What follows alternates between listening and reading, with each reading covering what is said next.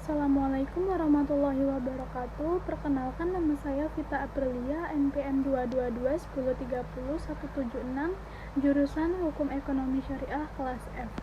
Di sini saya akan mempresentasikan tentang pengertian ahli waris ashabah dan hak-haknya. Ashabah adalah bentuk jamak dari kata ashabah, yakni ahli waris yang mendapat harta warisan dengan bagian yang tidak ditentukan. Sedangkan ahli faraid mendefinisikan ashabah yaitu setiap orang yang mendapat seluruh harta jika berada sendirian dan mendapat sisanya setelah ashabul furud mendapatkan bagian mereka yang telah ditentukan. Jika ahli waris mayit hanya mereka, maka mereka mengambil semua harta. Dan apabila bersama mereka ini ada ahli waris yang mendapat bagian furud, maka mereka mengambil sisa harta setelah bagian furud diberikan. Namun jika harta tidak tersisa, maka mereka tidak mendapatkan apa-apa. Ahli waris para sahabat adalah ahli waris yang sah, namun bagiannya tidak dijelaskan dalam Al-Quran dan hadis Nabi. Dia mendapatkan hak di urutan kedua. Dia mengambil seluruh harta benda jika tidak ada ahli waris zawa al-furud yang bersamanya dan mengambil sisa harta itu setelah terlebih dahulu memberikannya kepada ahli waris zawa al-furud yang bersamanya.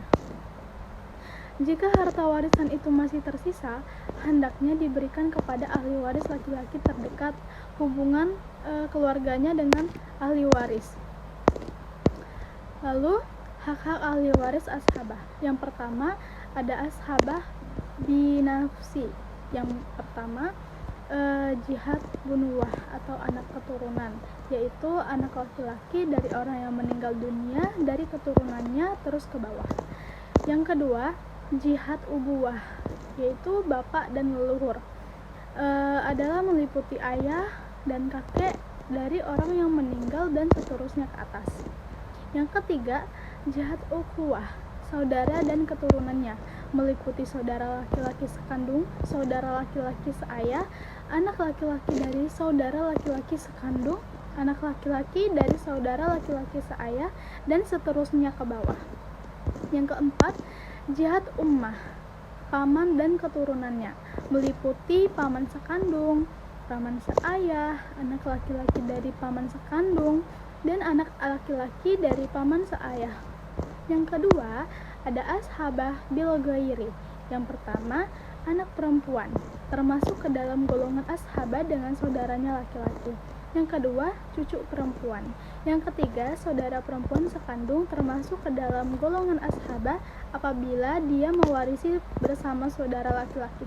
Yang keempat saudara perempuan seayah, apabila ia bersama saudara laki-laki seayah dengan demikian masing-masing mereka menjadi ashabah bersama saudara laki-lakinya dengan ketentuan bagian laki-laki 2 kali lipat dari bagian perempuan.